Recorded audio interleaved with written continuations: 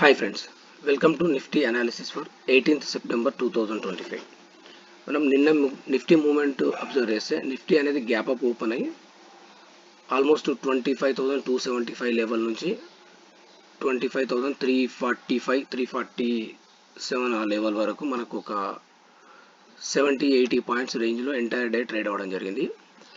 ఈ బేసిస్లో ఈరోజు ట్రేడ్ సెటప్ ఒకసారి చూస్తే ఈరోజు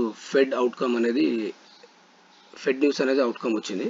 but gift Nifty 60 points plus చూపిస్తుంది. ఈ బేసిస్లో మనం ట్రేడ్ సెటప్ ఒకసారి ప్లాన్ చేస్తే మనకు మెయిన్గా సపోర్ట్ అండ్ రెసిస్టెన్స్ చూస్తే మనకు 25,260 నుంచి 275 లెవెల్ అనేది ఒక సపోర్ట్ అవుతుంది.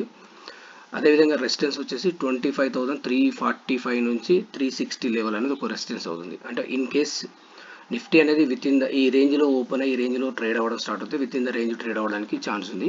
వన్స్ ఈ రేంజ్ క్రాస్ అయితే అక్కడి నుంచి ఫర్దర్గా నెక్స్ట్ మూవ్ అనేది డౌన్ సైడ్ లేదంటే అప్ సైడ్ అనేది ఉండడానికి ఛాన్స్ ఉంది. అంటే ఓవరాల్గా నిఫ్టీ అనేది ఏంటంటే ఒక కన్సాలిడేట్ అంటే స్లో అండ్ స్టడీగా ఒక స్మాల్ జోన్లో ట్రేడ్ అవ్వడం జరుగుతుంది. ఈ జోన్ బ్రేక్అవుట్ కోసం వెయిట్ చేసి మేబీ అక్కడి నుంచి ఫర్దర్గా కంటిన్యూ ఆ ట్రెండ్ అనేది అదే రేంజ్లో ఉండడానికి ఛాన్స్ ఉంది. ఈ బేసిస్లో ట్రేడ్ సెటప్ అనేది ప్లాన్ చేసుకోవాలి.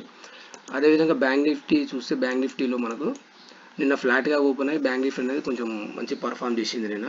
ఈ బేసిస్లో ట్రేడ్ సెటప్ చూస్తే మనకు 55,150 నుంచి 55,250 లెవెల్ అనేది ఒక సపోర్ట్ రేంజ్ అవుతుంది. అదేవిధంగా రెసిస్టెన్స్ చూస్తే మనకు 55,500 నుంచి 55,630 లెవెల్స్ అనేది ఒక రెసిస్టెన్స్ అవుతుంది. ఈ లెవెల్స్ అనేది మార్క్ చేసుకొని మనము మనకు సపోర్ట్ అండ్ రెసిస్టెన్స్ దగ్గర మనం ట్రేడ్ సెటప్ అనేది ప్రాపర్ వేలో ప్లాన్ చేసుకొని ట్రేడ్ చేస్తే బెస్ట్ ఉండడానికి ఛాన్స్ ఉంది. ఫ్రెండ్స్, మీకు ఈ వీడియో నచ్చినట్టయితే లైక్ చేయండి, షేర్ చేయండి, సబ్స్క్రైబ్ చేసుకోండి. Thank you friends.